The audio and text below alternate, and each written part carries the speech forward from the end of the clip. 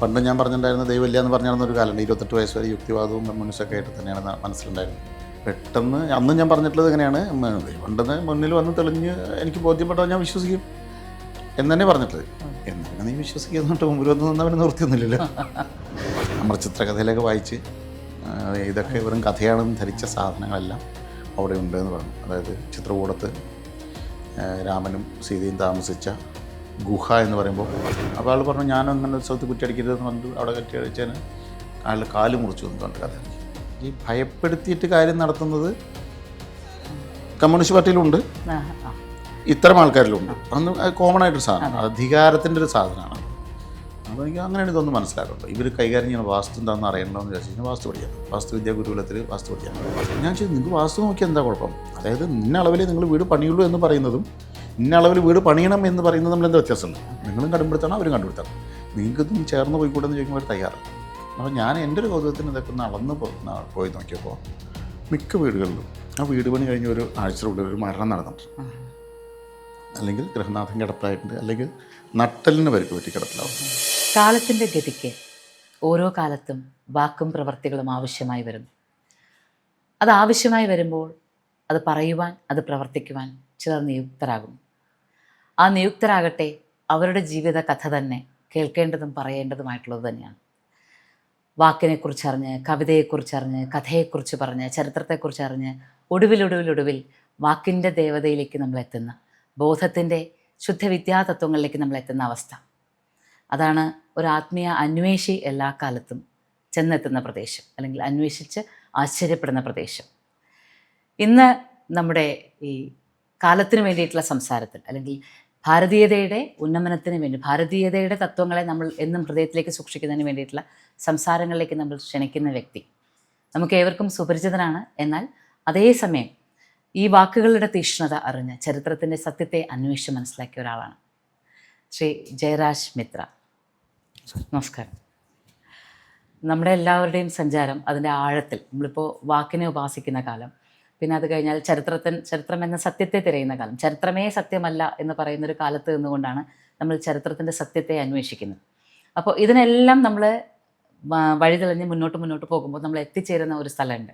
ആ എത്തിച്ചേരുന്ന സ്ഥലത്തു നിന്നാണ് നമ്മളെ കേൾക്കാൻ തുടങ്ങുന്നത്, അല്ലെങ്കിൽ നമ്മൾ പറയുന്ന ആൾക്കാർ കേൾക്കാൻ തുടങ്ങുന്നത്. പക്ഷേ ആ എത്തിച്ചേരുന്നത് വരെയുള്ള സഞ്ചാരത്തെക്കുറിച്ച് പറഞ്ഞുകൊണ്ട് നമുക്ക് ആരംഭിക്കാം. ഇപ്പോൾ ഭുവനേശ്വരിയെക്കുറിച്ച് പറയുമ്പോഴായാലും, അതല്ല ജീവിതത്തിൻ്റെ ഈ ചരിത്രാന്വേഷണം മാമാങ്കത്തെക്കുറിച്ച് പറയുമ്പോഴൊക്കെ, അതിനു മുന്നേ ജയരാജ് എന്ന യാത്ര, അത് എവിടെ നിന്നാണ് നമുക്ക് പറഞ്ഞു തുടങ്ങാൻ പറ്റുന്നത്? ഇപ്പം ഞാൻ ഈ നിൽക്കുന്ന സമയം എന്ന് പറഞ്ഞാൽ ഇതിനു മുമ്പുള്ള എൻ്റെ എല്ലാ ദിവസങ്ങളും ചേർന്നതാണ്. അവിടെ നിന്ന് കൊടുത്ത പൂവും കൊടുത്ത ഏറും തിരിച്ചു കിട്ടിയ ഏറും എല്ലാം ചേർന്നതാണ് ഈ നിൽക്കുന്ന ദിവസം എന്ന് പറഞ്ഞത്. അപ്പോൾ അതുകൊണ്ട് ഒരു പ്രത്യേക ദിവസത്തിൽ നിന്ന് തുടങ്ങാവുന്നതല്ല, ഓർമ്മ വെച്ച കാലം മുതലുള്ള എല്ലാ ബന്ധങ്ങളും അതിൻ്റെ എല്ലാ ഉത്തരവാദിത്തങ്ങളും ഏറ്റെടുത്ത് നിൽക്കുമ്പോൾ ഉണ്ടാകുന്നൊരു തിരിച്ചറിവുണ്ട്. അതായത് ഈ വന്നതെല്ലാം എനിക്ക് വരേണ്ടതാണ്, ഞാൻ പെട്ട ചതികളെല്ലാം എൻ്റെ കഴിവ് കുറവ് കൊണ്ടാണ് എന്ന് തിരിച്ചറിയുന്ന സമയം. ഉദാഹരണത്തിന് എന്നെ ഒരാൾ ചതിച്ചു എന്ന് ഞാൻ പറയുമ്പോൾ ഞാൻ അയാളുടെ കക്ഷത്ത് തല കൊണ്ട് വെച്ച് കൊടുത്തിട്ട് അയാൾ അങ്ങോട്ട് ചിരിയുമ്പോൾ അയ്യോ എൻ്റെ കഴുത്ത് വേദനിക്കുമെന്ന് പറഞ്ഞിട്ട് കറണ്ട് കാര്യമൊന്നുമില്ല, ഞാൻ കൊണ്ട് വെച്ച് കൊടുത്ത് തന്നെയാണ്. അങ്ങനെയുള്ള തിരിച്ചറിവിലൂടെ സാധാരണ ജീവിതം കടന്നു പോകുന്നുണ്ട്.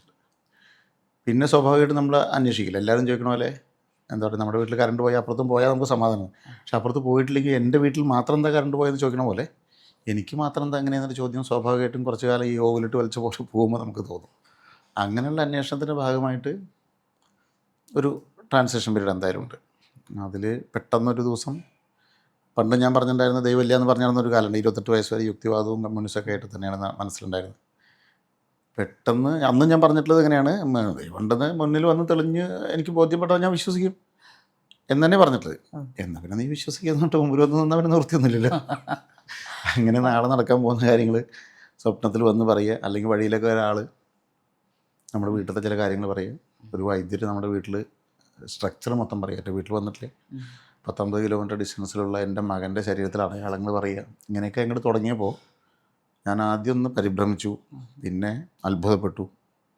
പിന്നെ അത് അന്വേഷിച്ചിട്ട് നിർമ്മലാനന്ദ സ്വാമി നമ്മുടെ സുഹൃത്തായിരുന്നു, ഗുരുവായിരുന്നു, ഒപ്പം ഒരു കുറുമ്പനായ മുത്തശ്ശനായിരുന്നു. ആദ്യം എന്ത് ചോദിച്ചാലും ആളെന്ന് എന്തെങ്കിലും തിരകട പറഞ്ഞ് ഒഴിയാൻ നോക്കുക. അപ്പോൾ നമ്മൾ ചൂടാവും. ഇതൊക്കെ അവിടെ പോയി ചോദിച്ചാൽ പോരെ, സ്വാമിയെ കാണാൻ വരേണ്ട കാര്യമുണ്ടോ, ഞാൻ ശരിക്കും ഉത്തരം കിട്ടാനോ വന്നിരിക്കണമെന്ന് അയാൾ എന്ത് വാങ്ങിയിട്ടേ പോകുള്ളൂ ഉറപ്പായി കഴിഞ്ഞാൽ ആൾ ഇരുത്തി സംസാരിക്കും. അങ്ങനത്തെ ഒരു രീതിയിലായിരുന്നു. അപ്പോൾ എന്ത് ചോദ്യത്തിനും ഫോൺ വിളിച്ചാൽ പോലും അപ്പുറത്തൊരു ഉത്തരം അദ്ദേഹത്തിൻ്റെ ഉണ്ടാവും. അപ്പോൾ അദ്ദേഹമാണ് സത്യം പറഞ്ഞാൽ ബലം തന്നത്, ജീവിതത്തിന് ബലം തന്നത്. എനിക്ക് മാത്രമല്ല, കേരളത്തിൽ ആയിരക്കണക്കിന് ആൾക്കാരുണ്ട്. ഇതൊന്നും ശരിയല്ല എന്നും ഭാരതം മോശമാണെന്നും ഈ സംസ്കാരമെല്ലാം വെറുതെയാണെന്നും ഭാരതവും മഹാഭാരതവും രാമായണമൊക്കെ ഇതിഹാസങ്ങളെല്ലാം കെട്ടുകഥകളാണെന്നും മനുസ്മൃതി കത്തിക്കേണ്ടതാണെന്നും സംസ്കൃതമാണ് ജീർണതയ്ക്ക് കാരണം എന്നൊക്കെ പറഞ്ഞ് നടന്ന കൂട്ടത്തിൻ്റെ തലച്ചോറിലേക്കാണ് ഇദ്ദേഹം വിത്തെറിയുന്നത്. ഈ പറഞ്ഞതെല്ലാം കള്ളമാണെങ്കിൽ നിങ്ങൾ വെറുതെ ഒന്ന് സഞ്ചരിച്ച് നോക്ക് ഭാരതം മുഴുവനെ, എന്നിട്ട് ഇതിലുള്ളതൊന്നും നിങ്ങൾ കണ്ടില്ലെങ്കിൽ ഓക്കെ എന്ന് പറയുന്ന സമയത്ത് അതെൻ്റെ മനസ്സിൽ വീണ് നടക്കുന്നുണ്ട്. അങ്ങനെ ഇരിക്കുമ്പോഴാണ് അപ്രതീക്ഷിതമായിട്ട് യോഗിനി അമ്മയുടെ അവിടുത്തെ ക്ഷേത്രത്തിൽ തീർത്ഥമെടുക്കാൻ വേണ്ടിയിട്ട് സ്വാമി ആനന്ദവനവും പിന്നെ ബാലാനന്ദ ഭൈരവ സ്വാമി, ഞാനും പിന്നെ ക്യാമറാമാൻ ഇമാ ബാബും കൂടി ഇന്ത്യ മുഴുവൻ ഒരു യാത്ര പോകുന്നു. എൻ്റെ മനസ്സിൽ സ്വാമിജി പറഞ്ഞു വെച്ചിട്ടുള്ള ഈ സാധനമുണ്ട്. അത് ഈ മഹാഭാരതത്തിൽ പറഞ്ഞ കഥാസന്ദർഭങ്ങളെല്ലാം അതുപോലെ ഇവിടെ എല്ലാം ഉണ്ട് എന്ന് പറയുന്നത് മനസ്സിൽ വെച്ചിട്ടാണ് ഞാൻ യാത്ര ചെയ്യുന്നത്. അപ്പോഴാണ് നമ്മൾ വായിച്ച അമർചിത്ര കഥയിലൊക്കെ വായിച്ച് ഇതൊക്കെ വെറും കഥയാണെന്ന് ധരിച്ച സാധനങ്ങളെല്ലാം അവിടെ ഉണ്ട് എന്ന് പറഞ്ഞു. അതായത് ചിത്രകൂടത്ത് രാമനും സീതയും താമസിച്ച ഗുഹ എന്ന് പറയുമ്പോൾ നമ്മളിപ്പോഴത്തെ ബാലരമയിൽ സൂത്രനും ഷേരുവിൻ്റെ ചെറിയൊരു ഗുഹയാണ് നമ്മൾ മനസ്സിലായി. പക്ഷെ അതൊരു കൊട്ടാരം പോലെ വലിയൊരു ഗുഹയാണ്. അതിൻ്റെ ഉള്ളിൽ ചൂട് വെള്ളം വരുന്ന സ്ഥലം, തണുത്ത വെള്ളം വരുന്ന സ്ഥലം, കിടന്നുറങ്ങും കട്ടിൽ പോലെയുള്ള പാറകൾ, സീതാദേവി കുളിക്കുന്ന സമയത്ത് ആകാശമാർഗ്ഗെ വന്നിട്ടുള്ള ഒരു അസുരനെ ശപിച്ച് കല്ലാക്കി അങ്ങനെ ആകാശം തൂങ്ങിക്കിടക്കുന്നത്, ഇങ്ങനെ ആ കഥകളുടെ ഒരു അത്ഭുതം പ്രകൃതിയിൽ ഒരുക്കി വെച്ചിരിക്കുന്ന സ്ഥലം. അപ്പോൾ പിന്നെ അത് നമ്മുടെ കൗതുകം കൂടുമല്ലോ. പിന്നെ ഇതെന്താണെന്ന് അന്വേഷിച്ചിട്ടാണ് ആദ്യം ഞാൻ ഈ റെയിൽവേയിൽ ജോലി ഉണ്ടായിരുന്നു, ലോക്കോ പൈലറ്റായിരുന്നു. അപ്പോൾ അത് രാജിവെച്ചിട്ട് അവിടുന്ന് പോരുന്നതെന്ന് വെച്ചാൽ ഒരു യാത്ര തന്നെയാണ്. യാത്ര ഇഷ്ടമാണ്, പക്ഷേ എന്നും ഒരേ വഴിക്ക് യാത്ര ചെയ്യുമ്പോൾ നമുക്ക് മടുക്കില്ല. അതായത് മംഗലാപുരത്ത് നിന്ന് മഡ്ഗാവിലേക്ക് പോകുന്നു, രത്നഗിരിക്ക് പോകുന്നു, തിരിച്ചു വരുന്നു. ഇതന്നെ എന്നും യാത്ര ഒരേ റൂട്ടിലാണ്. എന്നും അപ്പുറത്തിരിക്കുന്ന ആൾ അത്യാവശ്യം നല്ല രീതിയിലൊരു ബോർണായിട്ടുള്ള മനുഷ്യനായിരിക്കും. അതൊരു മെക്കാനിക്കൽ ലൈഫിലൂടെ കടന്നു പോകുന്ന ഒരാളായിരിക്കും. നമുക്കൊന്നും പ്രത്യേകിച്ച് ഷെയർ ചെയ്യാനില്ല. നമ്മളിപ്പോൾ പുറത്ത് നല്ലൊരു കാഴ്ച കണ്ട് നോക്കിക്കഴിഞ്ഞാൽ ഇയാൾ സിഗ്നൽ ഗ്രീൻ ആണോ റെഡ് ആണോ എന്ന് മാത്രം ചോദിക്കുന്നൊരു മനുഷ്യനാണ്. അങ്ങനെ മടുത്ത് നമുക്കതൊന്ന് പോരണം തോന്നുന്ന ദിവസം. അപ്പോൾ റെയിൽവേയിൽ നിന്ന് കഴിഞ്ഞിട്ട് പിന്നെ ആകാശവാണിയിൽ അനൗൺസറായിട്ട് ജോലി ചെയ്യുന്നതിൻ്റെ ഇടയിലുള്ളൊരു പീരീഡ് എന്തെങ്കിലും ചെയ്യണമല്ലോ. കാരണം ഇവനുള്ള നല്ല ജോലിയും കളഞ്ഞു വന്നു എന്നുള്ളത് ചീത്തപ്പേര് വീട്ടുകാരുടെയിലുണ്ട്, നാട്ടുകാരുടെയിലും ഉണ്ടാവുമല്ലോ. അപ്പോൾ അതിന് വേണ്ടിയിട്ട് കൺസ്ട്രക്ഷൻ ആരംഭിച്ചപ്പോഴാണ് ഇവിടെ കുറ്റിയടിച്ചില്ലെങ്കിൽ ഗൃഹനാഥൻ മരിക്കും, അവിടെ കുറ്റിയടിച്ചിട്ടുണ്ടെങ്കിൽ ഗൃഹനാഥൻ ചോര ഛർദ്ദിച്ച് മരിക്കും എന്നൊക്കെ പറഞ്ഞ് ഇങ്ങനെ അനാവശ്യമായിട്ട് ഭയപ്പെടുത്തുന്ന പോലെ തോന്നി. അതായത് ഈ കുറ്റിയടിക്കുന്ന വിഭാഗം പൊതുവെ അവർ ആശാരിമാരാണ് ഉണ്ടാവാറ്. ജാതി പറയുന്നല്ല, അവരാണ് അത് കുറ്റിയടിക്കാൻ വരാറ്. എന്നാൽ കാണിപ്പേര് ആശാരിയല്ല, കാണിപ്പേര് കുറ്റിയടിക്കാൻ പോകുന്നുണ്ട്. അപ്പോൾ എനിക്കിത് ഇഷ്ടപ്പെട്ടില്ല. കാരണം വെച്ചാൽ ഞാനന്ന് ഈ പറഞ്ഞ യുക്തിവാദത്തിൻ്റെ സമയമായതുകൊണ്ട് ഇവിടെ കുറ്റിയടിച്ച് എന്താ ഉണ്ടാവുക. അപ്പോൾ ആൾ പറഞ്ഞു ഞാനങ്ങനെ സ്ഥലത്ത് കുറ്റിയടിക്കരുതെന്ന് പറഞ്ഞിട്ട് അവിടെ കുറ്റിയടിച്ചതിന് ആളുടെ കാല് മുറിച്ചു എന്ന് കണ്ട് കഥ. ഈ ഭയപ്പെടുത്തിയിട്ട് കാര്യം നടത്തുന്നത് കമ്മ്യൂണിസ്റ്റ് പാർട്ടിയിലുണ്ട്, ഇത്തരം ആൾക്കാരിലുണ്ട്. അന്ന് കോമൺ ആയിട്ടൊരു സാധനം, അധികാരത്തിൻ്റെ ഒരു സാധനമാണ്. അപ്പോൾ എനിക്ക് അങ്ങനെയാണ് ഇതൊന്നും മനസ്സിലാക്കുള്ളൂ. ഇവർ കൈകാര്യം ചെയ്യുന്ന വാസ്തു എന്താണെന്ന് അറിയണമല്ലോ എന്ന് വിചാരിച്ചു കഴിഞ്ഞാൽ വാസ്തു പഠിക്കണം. വാസ്തുവിദ്യാ ഗുരുകുലത്തിൽ വാസ്തു പഠിക്കണം. ഇപ്പോൾ കാണിപ്പേരും എം.എൻ. കോയത്തട്ടിയും പാലമ്പ് അങ്ങനെ കുറേ ആൾക്കാരുണ്ട്, ആശന്മാർ. അപ്പോൾ ഞാൻ അങ്ങനെ അവർ ഇന്ന ഭാഗത്ത് കിണർ കുഴിച്ചാൽ ആ വീട്ടിലൊരാൾക്ക് മനോരോഗം ഉണ്ടാകുന്നു, അവിടുത്തെ സ്ത്രീ ആത്മഹത്യ ചെയ്യുന്നു. ഞാൻ സ്ഥലം പറയാത്തത് ചിലത് കേൾക്കുന്ന ആൾക്കാർക്ക് കൺഫ്യൂഷൻ ഉണ്ടാവും, ഭയം ഉണ്ടാവും. ഞാൻ ഭയപ്പെടുത്താൻ ഉദ്ദേശിക്കാത്തതുകൊണ്ടാണ് ഞാൻ ആ ഡയറക്ഷൻ മാറ്റി പിടിക്കുന്നത്. അതൊന്നും നമ്മൾ നിശ്ചയിച്ചല്ല, അബദ്ധം സംഭവിച്ചു പോകുന്നു. ഞാനൊരു ആർട്സ് ക്ലബ്ബ് സെക്രട്ടറി ആയിരുന്നു നാട്ടിൽ, ആർട്സ് ആൻഡ് സ്പോർട്സ് ക്ലബ്ബ്. അപ്പോൾ എനിക്ക് എല്ലാ വീട്ടിലും സ്വാതന്ത്ര്യം ഉണ്ടായിരുന്നു, എല്ലാ വീടിൻ്റെയും സ്ട്രക്ചർ എനിക്ക് നന്നായിട്ട് അറിയാം. അപ്പം ഞാൻ ഇതിൽ പറയുന്ന ഈ സാധനം വെച്ച് ഞാൻ എൻ്റെ ഗ്രാമത്തിലെ ഒരു 50 വീടുകളെ ഞാനൊന്ന് സ്കാൻ ചെയ്ത് നോക്കുമ്പോൾ എൻ്റെ നാട്ടിൽ മാനസിക രോഗമുള്ള ആൾ അല്ലെങ്കിൽ ആത്മഹത്യാശ്രമം നടന്ന വീടെല്ലാം തന്നെ ഈ കിണർ അസ്ഥാനത്തായിട്ടുള്ള സ്ഥലത്താണെന്നുള്ളത് ഞാനൊരു അത്ഭുതത്തോടു കൂടി ഞെട്ടലോടുകൂടി തിരിച്ചറിയാം. പിന്നെ ലാറി ബേക്കർ പണിതുള്ള വീടുകളുടെ ഭംഗി കണ്ടിട്ട് ഞാനത് അന്വേഷിച്ച് പോയിട്ടുണ്ട്. അപ്പോൾ പൊതുവേ പറഞ്ഞ ഒരു സംഭവം ലാറി ബേക്കറിൻ്റെ എന്നല്ല ഞാൻ ഉദ്ദേശിക്കുന്നത്, അത്തരം വീടുകളുണ്ട്. അതായത് കേരള വാസ്തു അംഗീകരിക്കില്ല എന്ന് പറയുന്ന കുറേ വിഭാഗക്കാരുണ്ട്. അത് നിർമ്മിതി കേന്ദ്ര ലാറി ബേക്കർ ഒരുപാട് പേര് ഇറങ്ങിയിട്ടുണ്ടായിരുന്നു. അവരൊന്നും വാസ്തു ഞങ്ങൾ നോക്കില്ല തീർത്ത് പറയും. ഞാൻ ചോദിച്ചു നിങ്ങൾക്ക് വാസ്തു നോക്കിയാൽ എന്താ കുഴപ്പം? അതായത് ഇന്ന അളവിൽ നിങ്ങൾ വീട് പണിയുള്ളൂ എന്ന് പറയുന്നതും ഇന്ന അളവിൽ വീട് പണിയണം എന്ന് പറയുന്നത് നമ്മൾ എന്താ വ്യത്യാസമുണ്ട്? നിങ്ങളും കണ്ടുപിടുത്താണ്, അവരും കണ്ടുപിടുത്താണ്. നിങ്ങൾക്ക് ഇതൊന്ന് ചേർന്ന് പോയിക്കൂടെ എന്ന് ചോദിക്കുമ്പോൾ അവർ തയ്യാറല്ല. അപ്പോൾ ഞാൻ എൻ്റെ ഒരു കൗതുകത്തിന് ഇതൊക്കെ ഒന്ന് അളന്ന് പോയി നോക്കിയപ്പോൾ മിക്ക വീടുകളിലും ആ വീട് പണി കഴിഞ്ഞ ഒരു ആഴ്ചയുടെ ഒരു മരണം നടന്നിട്ടുണ്ട്, അല്ലെങ്കിൽ ഗൃഹനാഥൻ കിടപ്പിലായിട്ടുണ്ട്, അല്ലെങ്കിൽ നട്ടലിന് പരിക്ക് പറ്റി കിടപ്പിലാവുന്നു. അവർ പറഞ്ഞത് ഭർത്താവിന് വലിയ താല്പര്യമായിരുന്നു, പക്ഷെ വീട് പണിതിട്ട് 1 മാസമൊക്കെ ഉണ്ടായുള്ള ആൾ മരിച്ചു. ഞാൻ വെറുതെ കാഷ്വലായിട്ട് ഇങ്ങനെ ചോദിക്കും, എന്നായിരുന്നു പാല് കാച്ചിരുന്നു? പാലൊന്നും കാച്ചില്ല പറഞ്ഞിങ്ങനെ അവിടെ ഇവിടെ തൊടാതെയൊക്കെ സംസാരിക്കുക. അത് എൻ്റെ ഒരു കൗതുകത്തിൽ ഞാൻ വീടിൻ്റെ ഒന്ന് അളന്നോട്ടെ, ഞങ്ങൾക്ക് ഇതിൻ്റെ ഒരു പ്ലാൻ ഉണ്ടാക്കാനാണ് ഒന്ന് അളന്നത്. അപ്പം മിക്ക വീടുകളും മരണക്കണക്കിലാണ്. അപ്പോഴാണ് മരണക്കണക്ക് എന്ന് പറയുന്നത് ഞാൻ പഠിച്ച സാധനത്തിന് ഇത്രമാത്രം ഈ ജീവിതത്തിനെ സ്വാധീനിക്കാൻ കഴിയുന്നു എന്നുള്ളത്. അത് വാസ്തുവിലാണ്. പിന്നെ ഗൃഹമധ്യസൂത്രം ബ്ലോക്കാണെങ്കിൽ അവിടുത്തെ ജീവിതം എത്ര അപകടകരമാകുന്നു എന്നുള്ളത് അങ്ങനെയാണ് മനസ്സിലാക്കുക. ഇതെല്ലാം എൻ്റെ ആദ്യത്തെ ഞെട്ടലും പിന്നെ അത്ഭുതമാണ്. അപ്പോൾ സ്വാഭാവികമായിട്ട് ഇതെന്താണെന്ന് അറിയാൻ കൂടുതൽ ശ്രമിക്കും. അങ്ങനെയാണ് ഞാൻ ഊർജം എന്ന് പറയുന്നൊരു സാധനത്തിനെ തിരിച്ചറിയുന്നത്. അപ്പോൾ എന്തെങ്കിലും ഗ്രാവിറ്റേഷൻ ഫോഴ്സ് എന്ന് പറഞ്ഞ സാധനം നമ്മൾ കണ്ടിട്ടൊന്നല്ല വിശ്വസിക്കുന്നു. അത് ന്യൂട്ടൻ്റെ തലയിൽ ആപ്പിൾ വീണിട്ടുമല്ല, അതെന്തായാലും ഇവിടെ ഉണ്ട്. അപ്പോൾ അത് ആദ്യം ഇങ്ങനൊരു സാധനം ഉണ്ടെന്നും അതിനെ നമുക്ക് ഇങ്ങനെ ഡിഫൈൻ ചെയ്യാമെന്നും പറഞ്ഞിട്ടുള്ളത് ഇംഗ്ലീഷിൽ പറഞ്ഞിട്ടില്ല, അല്ലെങ്കിൽ എന്തായാലും ലോകഭാഷയിൽ പറഞ്ഞിട്ടുള്ളത് ന്യൂട്ടനാണെന്നല്ല. അല്ലെങ്കിലും അതുകൂടി ഉണ്ട്. പണ്ടും ചക്ക വീണിട്ടുണ്ട്, മുതലെത്തേണ്ടത് കൂടെ ശൈലിയിലുള്ളതാണ്. അപ്പോൾ അതിൻ്റെ ഊർജ്ജത്തിനെ തിരിച്ചറിഞ്ഞ് അതിനൊരു ഫോർമുലയിലേക്ക് കൊണ്ടുവരിക എന്നുള്ളത് അതൊരു ജീനിയസ് ചെയ്യേണ്ട കാര്യമാണ്. അത്തരം ജീനിയസുകൾ ഇവിടെ ഒരുപാട് പേരുണ്ടായിരുന്നു. നമ്മുടെ ഓം ഹ്രീം ദും ദുർഗായൈ നമഃ എന്ന് പറയുന്നത് ദുർഗ പ്രതിനിധീകരിക്കുന്ന ഊർജ്ജത്തിൻ്റെ ഫോർമുലയാണത്. ആ ഫോർമുലയിലേക്ക് ആ ഊർജ്ജത്തിനെ എടുത്ത് നിക്ഷേപിച്ച് കഴിയുമ്പോൾ അതിൽ ഹ്രീം എന്നുള്ളത് മാറ്റി ക്ലീം എന്നോ ഐം എന്നോ ഹ്രീം എന്നോ ഹ്രോം എന്നോ ആക്കുമ്പോൾ ഇത് മാറും. ഇപ്പോൾ H2SO4 ആണ് സൾഫ്യൂരിക് ആസിഡ്, H2O ആണ് വെള്ളം എന്ന് പറഞ്ഞ പോലെ HO വെള്ളമല്ല. അതുപോലെ ആരെങ്കിലുമൊക്കെ എൻ്റെ ഉള്ളിൽ ദുർഗയാണെന്ന് വിചാരിക്കും, അല്ലെങ്കിൽ ഞാനുമായി ചേർന്ന് പോകുന്ന ഒരു ഊർജ്ജം ദുർഗയാണെങ്കിൽ ഒരുപക്ഷെ അതെൻ്റെ ജന്മനാളുമായി ബന്ധപ്പെട്ടതാവാം, അല്ലെങ്കിൽ എൻ്റെ പാരമ്പര്യവുമായി ബന്ധപ്പെട്ടതാവാം, ബ്ലഡ് ഗ്രൂപ്പുമായി എന്തോ കാരണം കൊണ്ടാണ് അവിടെ ഒരു വാട്സപ്പ് യൂണിവേഴ്സിറ്റിയിൽ അല്ലെങ്കിൽ ഒരാൾ ഞാൻ ദീക്ഷ തരാമെന്നൊക്കെ പറഞ്ഞൊരു മന്ത്രം എനിക്ക് തരികയും ഞാൻ അതിൻ്റെ ഭൗതിക നേട്ടങ്ങൾക്ക് വേണ്ടി അത് ഞാൻ ചൊല്ലാൻ തുടങ്ങുകയും ചെയ്യുമ്പോൾ ഈ ഫോർമുല ബ്രേക്ക് ആവും.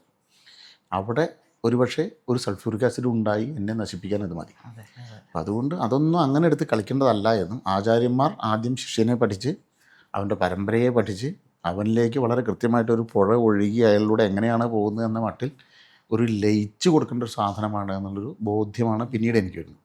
അപ്പോഴൊക്കെ എനിക്ക് ഈ പറഞ്ഞ ഊർജ്ജം എന്ന് പറഞ്ഞ സാധനത്തിൻ്റെ പുറകെ തന്നെ വീണ്ടും വീണ്ടും പിടിക്കാൻ തുടങ്ങി. അങ്ങനെയാണ് ഞാൻ മനസ്സിലാക്കുന്നത് പ്രപഞ്ചത്തിൽ എന്താണെങ്കിലും കാറ്റുണ്ട്, വെളിച്ചമുണ്ട്, ഈ വക എല്ലാ ഊർജ്ജങ്ങളുണ്ട്, തീയുണ്ട്, എല്ലാം അതിൻ്റെ പല പല ഭാവഭേദങ്ങളുണ്ട്. ആ ഊർജ്ജത്തിനെ എടുത്ത് അതിനൊരു രൂപമാക്കി സങ്കല്പിക്കുക എന്ന് പറയുന്നത് അതൊരു പോയറ്റിക് ലെവലിലുള്ളൊരു കളിയാണ്. അതായത് കാൽപ്പനികമായി ചിന്തിച്ചിരുന്ന, ടെക്നിക്കലി ചിന്തിച്ചിരുന്ന ഒരു ആചാര്യൻ ഇവിടെ ഒരു ഊർജ്ജമുണ്ട്, ആ ഊർജ്ജത്തിനെ ഞാൻ ഭഗവതിയായി സങ്കല്പിക്കുന്നു, അല്ലെങ്കിൽ ദുർഗയായി സങ്കല്പിക്കുന്നു, അല്ലെങ്കിൽ ഭദ്രയായി സങ്കല്പിക്കുന്നു, അല്ലെങ്കിൽ അതിൽ കുറുമ്പിയായിട്ടുള്ള ബാലഭദ്രയായി സങ്കല്പിക്കുന്നു. പറഞ്ഞിട്ട് അതിനൊരു രൂപം കൊടുത്ത് ആദ്യം രൂപത്തിനെ സൃഷ്ടിച്ചു, സങ്കല്പത്തിലൂടെ രൂപത്തിനെ സൃഷ്ടിച്ചു. ഇത് തന്നെയാണ് ഒരു കുഞ്ഞിനെ സൃഷ്ടിക്കുമ്പോൾ സുപ്രജ എന്ന് പറയുന്ന സങ്കല്പം അങ്ങനെ തന്നെയാണ്. എനിക്ക് നല്ല കുഞ്ഞുണ്ടാവണമെന്ന സങ്കല്പം ഉണ്ടെങ്കിലാണ്, അതിന് പറ്റി ഭക്ഷണം ഉണ്ടെങ്കിലാണ് അതുണ്ടാവുള്ളൂ. അതുപോലെ ഈ രൂപത്തിനെ സൃഷ്ടിച്ച് കഴിഞ്ഞ് എൻ്റെ മകനാണെന്നോ മകളാണെന്നോ ഭാര്യയാണെന്നോ പറയുന്ന രീതിയിലേക്ക് അടുപ്പം വന്നതിന് ശേഷം ഇനി ആ രൂപത്തിൽ നിന്നും ഞാൻ സങ്കല്പിച്ച് നിനക്ക് നൽകിയ ഊർജ്ജം എനിക്ക് തിരിച്ചു താന്ന് പറയാം. അങ്ങനെ അത് ഇങ്ങോട്ട് എടുക്കുന്നൊരവസ്ഥ. അത് ഇങ്ങോട്ട് എടുത്തു കഴിഞ്ഞാൽ സ്വാഭാവികമായിട്ട് എന്തുണ്ടാവും? ഇപ്പോൾ കിണറിന്ന് ഒരു ബക്കറ്റ് വെള്ളം കോരി കഴിഞ്ഞാൽ കിണർ സ്വയം അതിലേക്ക് തിരിച്ചു കൊണ്ടുവന്ന് വെക്കണം. അപ്പോൾ നമ്മൾ മോട്ടർ അടിച്ച് കഴിഞ്ഞാൽ ചിലപ്പോൾ കിണർ അറിഞ്ഞോളണമെന്നില്ല, കുറച്ച് കഴിഞ്ഞ് വെള്ളം വറ്റുമ്പോഴാണ് കിണർ അറിയുക. പണ്ടുള്ള ഒരു അരി എടുക്കുമ്പോൾ വരെ ഒരു നാഴി അരി എടുത്തു കഴിഞ്ഞാൽ അതൊന്ന് ഒരു പിടി തിരിച്ചിടും. കാരണം വെച്ചാൽ അത് അതിനെ ഉണർത്താൻ വേണ്ടിയിട്ടാണ്. കുറച്ച് അരി എടുത്തിട്ടുണ്ട്, ഒരു തുള്ളി ഞാൻ തിരിച്ചിടുന്നു, ആകുമ്പോൾ വീണ്ടും അതിലേക്ക് അരി കൊണ്ടുവരണമെന്ന് അരിപ്പാത്രത്തിന് തോന്നണം എന്നാണ് അതിൻ്റെ സൈക്കോളജി. അതുപോലെ കിണറിൽ നിന്നും വെള്ളം നമ്മൾ കോരിയിട്ടേ എടുക്കാവൂ, മോഷ്ടിച്ചെടുക്കരുത് എന്നൊരു കണക്കുണ്ട്. അപ്പോഴാണ് 2 ബക്കറ്റ് വെള്ളം പോയിട്ടുണ്ട്, 2 ബക്കറ്റ് വെള്ളം ഞാൻ കൊണ്ടുവരേണ്ടത്, കരുക്കളെ ഏൽപ്പിക്കുന്നു, കരുക്കൾ കൊണ്ടുവന്ന് വയ്ക്കുന്നു, അതൊക്കെയാണ് ഒരു കാൽപ്പനികമായിട്ടുള്ള ഭംഗി അതാണ്. അപ്പോൾ അതുപോലെ നമ്മൾ ഊർജ്ജം ഇങ്ങോട്ട് എടുത്താൽ ഒന്നുകിൽ ആ ദേവത സ്വയം ആ ഊർജ്ജം തിരിച്ചു കൊണ്ടുവരും. അതാണ് സ്വയംഭൂ ക്ഷേത്രം എന്നത്. സ്വയംഭൂ ക്ഷേത്രത്തിന് നമ്മൾ ഊർജ്ജം കൊടുക്കേണ്ട കാര്യമില്ല. കാവുകളും അതാണ്. പക്ഷേ ക്ഷേത്രങ്ങൾ എന്ന് പറഞ്ഞാൽ നമ്മൾ പ്രതിഷ്ഠിച്ച ക്ഷേത്രങ്ങളാണെങ്കിൽ ഒരു സ്ഥലത്ത് മഞ്ഞപ്പിത്തം വന്നു, അല്ലെങ്കിൽ അപസ്മാരം വരുന്നു, അതിൻ്റെ അളവ് കൂടി അല്ലെങ്കിൽ ബുദ്ധിമാന്ദ്യം സംഭവിക്കുന്നു.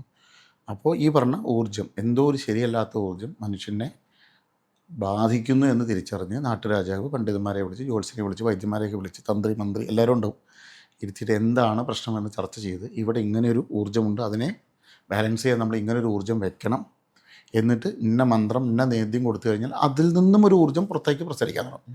അപ്പോൾ ആ നെഗറ്റീവ് ഊർജ്ജത്തിനെ ഇത് കട്ട് ചെയ്ത് കയറിയിട്ട് അവിടെ പോസിറ്റീവാക്കി മാറ്റും. അപ്പോൾ ഉണ്ടാക്കിയെടുത്ത ക്ഷേത്രങ്ങളെല്ലാം തന്നെ ഇത്തരം ഒരു ഉദ്ദേശത്തിൽ ഉണ്ടാക്കിയിട്ടുള്ളതാണ്. എന്നാൽ കാവുകൾ അങ്ങനെയല്ല, കാവുകളോടെ സ്വയംഭൂ. അപ്പോൾ സ്വയംഭൂവിന് നമ്മൾ അങ്ങോട്ട് കൊടുക്കേണ്ട കാര്യമില്ല.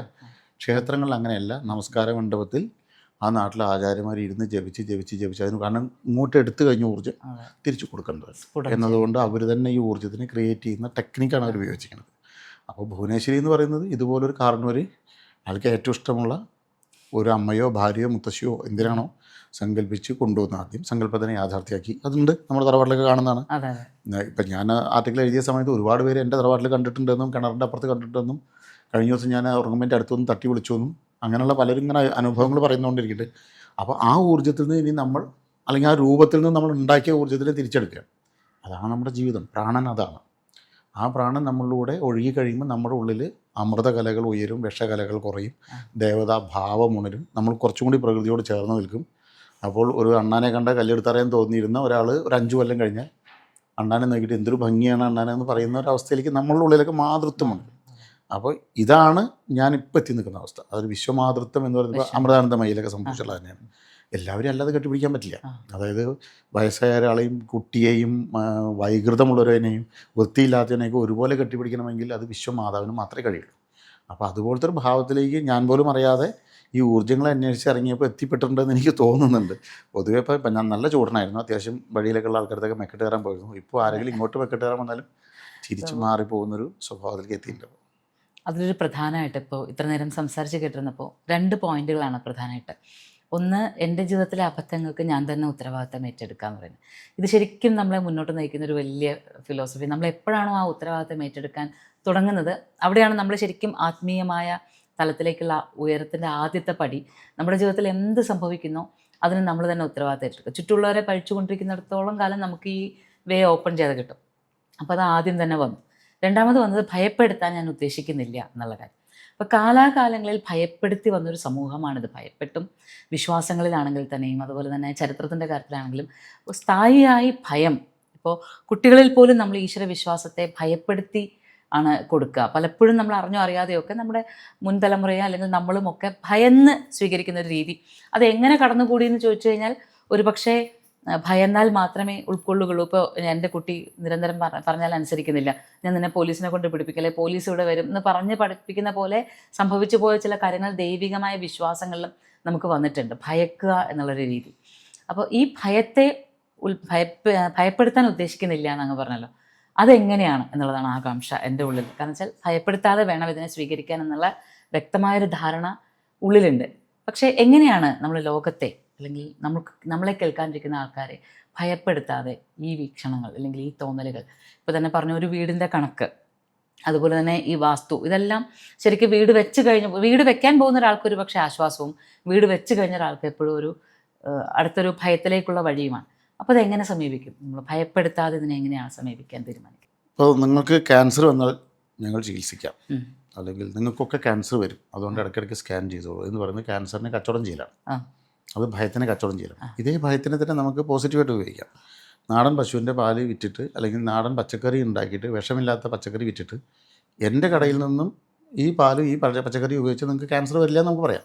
ഇതേ ക്യാൻസറിനെ നമുക്ക് പോസിറ്റീവായിട്ട് ഉപയോഗിക്കാം. അതായത് ആണവോർജ്ജത്തിനെ വൈദ്യുതിയാക്കി മാറ്റുന്ന പോലെ, ആറ്റം ബോംബാക്കി മാറ്റുന്ന പോലെ. അപ്പോൾ ഭയം ഒരു ആളെ എങ്ങനെ ബാധിക്കുന്നു എന്ന് ചോദിച്ചാൽ നെഗറ്റീവായി ബാധിക്കുന്നത്. എൻ്റെ മകൾ കിടന്നുറങ്ങുന്നു, മറ്റതും കൂടി ദേവതാലോകം കൂടി കലർത്തിയിട്ടാണ് ഞാൻ പറയുന്നത്. അപ്പോൾ എൻ്റെ മകൾ കിടന്നുറങ്ങുമ്പോൾ ഈ ശരീരം കൊള്ളാം, ഇവളുടെ ശരീരത്തിലേക്ക് കയറി കൂടിയാൽ ഒരുപാട് കാര്യങ്ങൾ നടത്താമെന്ന് വിചാരിച്ചിരിക്കുന്ന ഒരു ബാധ ജനലിൻ്റെ പുറത്തിട്ടെന്ന് വിചാരിക്കാം. അതിൽ രന്തുകാമൻ, ഹന്തുകാമൻ, ഭോക്തൃകാമൻ എന്നൊക്കെ ഒരുപാട് തരം ബാധകളെക്കുറിച്ച് പറയുന്നത്. ഈ ശരീരം കിട്ടിയാൽ അത് ഉപയോഗിച്ച് കുറേ കാലം ജീവിക്കാൻ ഉദ്ദേശിക്കുന്ന ബാധകൾ വരെ അന്തരീക്ഷത്തിലുണ്ട്. അതിനൊക്കെതിരെയാണ് രക്ഷകളൊക്കെ ധരിക്കുന്നത്. കയ്യിൽ മറ്റേ വളയിടുന്നതാണെങ്കിലും അരഞ്ഞാൻ ധരിക്കുന്നതാണൊക്കെ അതിനെ തടയാൻ വേണ്ടിയിട്ടാണ്. അപ്പോൾ അതിങ്ങനെ നോക്കി നിൽക്കുന്ന സമയത്താണ് ഞാൻ മകളെ പോയിട്ട് നീക്കളിയുന്നുണ്ട് അങ്ങോട്ട് തട്ടി വിചാരിക്കുക. അവൾക്കുണ്ടാകുന്നൊരു ഞെട്ടലിൽ ഓറയിലൊരു ബ്രേക്ക് വരും. ആ ബ്രേക്കിലാണ് ഈ ബാധ കയറുക. ബാധ അകത്ത് കയറി കഴിഞ്ഞാൽ ഓറ ക്ലോസായി. ഇനി ആ ബാധ അകത്ത് ഇവൾ കൊണ്ടുനടക്കുന്നത് അതിൻ്റെ സ്വഭാവം ഇവൾക്ക് ആവാൻ തുടങ്ങും. ഓരോ ഞെട്ടലിലും ഇതിനുള്ള സാധ്യത അവിടെ കിടക്കുന്നുണ്ട്. കുറേ കാലം കഴിഞ്ഞാൽ അഥവാ നമ്മൾ ഈ ബാധ പുറത്തു പോകാൻ തീരുമാനിച്ചു വിചാരിക്കും, മതി ഈ ശരീരം ഉപയോഗിച്ചുള്ള ജീവിതം മതിയെന്ന് തീരുമാനിച്ചു കഴിഞ്ഞാൽ തിരിച്ചു പോകണമെങ്കിൽ ഈ ഓറ ബ്രേക്ക് ആവണം. അത് ഒരുപക്ഷെ ഒരു കെട്ടിടത്തിൻ്റെ മുകളിൽ നിന്ന് മറിച്ചിട്ടിട്ട് തല പൊട്ടിച്ചിട്ടോ കുളിമുറിയിൽ വീഴ്ത്തിയിട്ടൊക്കെയാണ് സംഭവിക്കുക. ഒരു ആക്സിഡൻറ്റിലൂടെയാണ് ഈ സാധനത്തിന് തിരിച്ചു പോകാൻ പറ്റുള്ളൂ. ഇതാണ് നമ്മൾ പേടിപ്പിച്ചാൽ സംഭവിക്കുന്നത്. ഇതേ പേടി നമുക്ക് ക്ഷേത്രത്തിൽ നടക്കിൽ തൊഴുത് നിൽക്കുമ്പോൾ ആ. ഒരു വെടിക്കെട്ട് അവിടെ വെടിമരുന്ന് കഴിക്കണം, നമ്മൾ ഞെട്ടുന്ന സമയത്ത് നമ്മുടെ ഓറയിൽ ബ്രേക്ക് ഉണ്ടാവുന്നുണ്ട്. ആഹാ. നേരെ ഇത് ബ്രേക്ക് ഉണ്ടായ സ്ഥലത്ത് കൂടെ ശ്രീകോവിലേക്ക് നോക്കുന്ന ബാധ കാണുന്ന ദേവിയാണ്. അത് ഇറങ്ങി ഓടും. ആഹാ. കാരണം ദേവിയുടെ മുമ്പിൽ നിൽക്കാൻ പറ്റാത്തതുകൊണ്ട് ഇറങ്ങി ഓടും. അപ്പോൾ ആ ഞെട്ടൽ നമുക്ക് പോസിറ്റീവാണ്. ആ. അതുകൊണ്ട് ഇങ്ങനെയൊക്കെ വാസ്തുവിലുണ്ട് എന്ന് ആദ്യം ഒന്ന് പറഞ്ഞു കൊടുത്ത്, അത് പാടില്ലാത്ത സ്ഥലങ്ങൾ സെപ്റ്റി ടാങ്ക് പാടില്ല എന്നും ഇന്ന സ്ഥലങ്ങൾ വളരെ പോസിറ്റീവായി വയ്ക്കണമെന്നും അതിന് കാരണം ഇതാണെന്നൊക്കെ പറഞ്ഞ് ആദ്യം പാകപ്പെടുത്തിയതിന് ശേഷം വേണം പതുക്കെ കൊണ്ടുവരാൻ. അതല്ലെങ്കിൽ അതുകൊണ്ട് മാത്രം ഭ്രാന്താവുന്ന ആൾക്കാരുണ്ട്, വാസ്തു കൊണ്ട് മാത്രം ഭ്രാന്താവുന്ന ആൾക്കാർ. ജ്യോതിഷം, ലക്ഷണശാസ്ത്രം, വാസ്തു ഇതിൻ്റെയൊക്കെ പുറകെ പോയി കഴിഞ്ഞാൽ അത് ഉൾക്കൊള്ളാനുള്ള, അത് നിഗൂഢശാസ്ത്രമാണ്. നിഗൂഢത നമ്മളെ പിടികൂടും. അത് ഉൾക്കൊള്ളാനുള്ള കപ്പാസിറ്റി ഇല്ലാത്തവരോട് പറയരുത് എന്നുള്ളത് തന്നെയാണ്. അതുകൊണ്ടാണ് ഞാനത് ഏത് ഡയറക്ഷൻ എന്ന് പറയാതിരുന്നത്. എന്താണെങ്കിലും കുറേ പേര് ആ ഡയറക്ഷനിൽ തെറ്റായി കുഴിച്ചവരുണ്ടാവും. ഇത് പൊതുവിൽ നമ്മുടെ സമൂഹത്തെ ഇപ്പോൾ ഒരു നിരന്തരം മനുഷ്യരുമായിട്ട് ഇടപെടുന്നുണ്ട്. ഭയത്തെക്കുറിച്ചും വാസ്തുവിനെക്കുറിച്ചും ഒക്കെ പറയുമ്പോൾ ഈ പേടി തട്ടിക്കഴിഞ്ഞാൽ, അല്ലെങ്കിൽ പേടി ഉള്ളിലേക്ക് വന്നു കഴിഞ്ഞാൽ പിന്നെ നമ്മളതിനെ മാനിഫെസ്റ്റ് ചെയ്യുന്നൊരു അവസ്ഥ കൂടി, അല്ലെങ്കിൽ ആ പേടിയെ, നമ്മുടെ ഉള്ളിലേക്ക് വരുന്നൊരു സംഗതിയെ, ജ്യോത്സ്യത്തിലായാലും വാസ്തുവിലായാലും ഒക്കെ ഉള്ളിലേക്കൊരു ആദ്യം ഒരു പേടിയായിട്ട് വരുന്നു. പിന്നെ സംഭവിക്കുന്ന കാര്യങ്ങൾ സത്യമായി ഭവിക്കുന്നു. അല്ലെങ്കിൽ നമ്മുടെ മനസ്സ് കുറച്ചൊക്കെ ഇതിനകത്തേക്ക് ചില പ്രവർത്തനങ്ങൾ നടത്തി ചില കാര്യങ്ങളെ സത്യമാക്കുന്നു. അങ്ങനെയൊക്കെ ഒരു അവസ്ഥ ഉണ്ടാവുന്നുണ്ടോ? എങ്ങനെയാണ് അങ്ങ് അത് ഒബ്സർവ് ചെയ്തിരിക്കുന്നത്? അതായത് നമ്മൾ ഭയന്നിട്ട് നമുക്ക് തോന്നിയ ഒരു സാധനം സത്യമായി വരാനാണ്. അതെ അതെ, സാധ്യതയുണ്ട്. കാരണം എന്താണെങ്കിലും നമ്മളുടെ സങ്കല്പമാണ് നമ്മളെ യാഥാർത്ഥ്യമാക്കുന്നത്. നമ്മൾ എന്നെ ജോലി കിട്ടണമെന്ന് ആഗ്രഹിച്ച് സങ്കല്പിച്ച് അതിന് വേണ്ട വഴികളോട് സഞ്ചരിക്കുമ്പോഴാണ് അത് കിട്ടുന്നത്. അത് നമ്മളൊരു പ്രയത്നമുണ്ട്. അതുപോലെ തന്നെ നമ്മളുടെ സങ്കല്പം എന്ന് പറയുന്നത് മനസ്സിലേക്ക് നമ്മൾ പ്രതിഷ്ഠിക്കുന്നതാണ്. അവൻ എൻ്റെ ശത്രുവാണെന്ന് ഞാൻ തീരുമാനിച്ചാൽ ഞാൻ അവനെ എടുത്ത് എൻ്റെ ഉള്ളിൽ പ്രതിഷ്ഠിച്ചു. പിന്നെ അവൻ നിരന്തരം എന്നിലേക്ക് ശത്രുതയുടെ പ്രസരണങ്ങൾ ഇങ്ങനെ തന്നുകൊണ്ടിരിക്കും.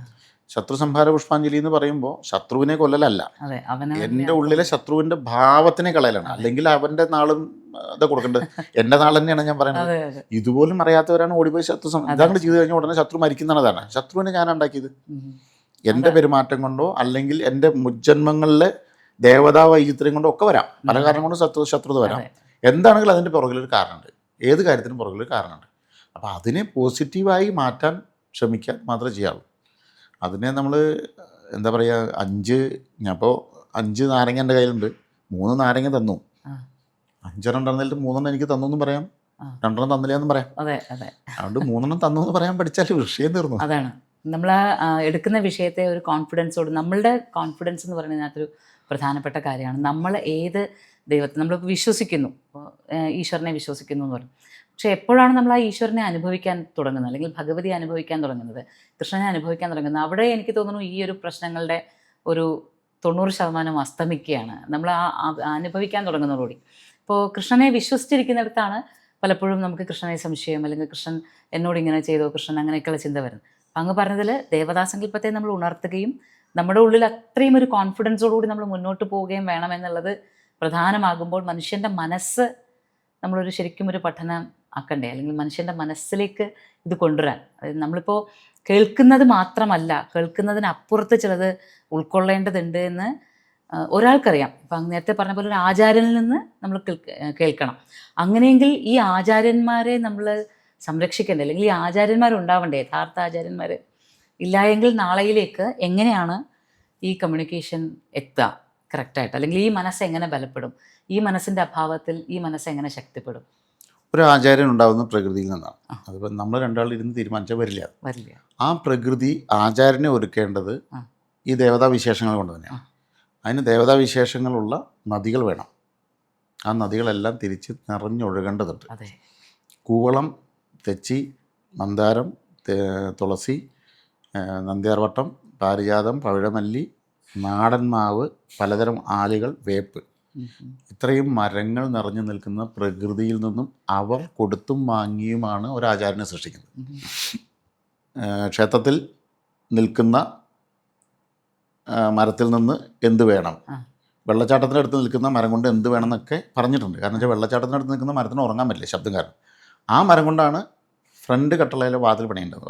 കാരണം കള്ളം കയറുന്നത് ആദ്യം അറിയുന്ന വാരാൻ ഉണർന്നിരിക്കുകയാണ്. അപ്പോൾ അവൻ്റെ ഉണർന്നിരിക്കുന്ന അവസ്ഥ ഉറങ്ങിക്കിടക്കുന്ന ഗൃഹനാഥൻ്റെ മനസ്സിലേക്ക് അവൻ ട്രാൻസ്ഫർ ചെയ്തിട്ട് അയാളെ ഉണർത്തുന്നതാണ് ശാസ്ത്രം. അത്ര സൂക്ഷ്മമായിട്ട് പറഞ്ഞു പോയിട്ടുള്ളതാണ്.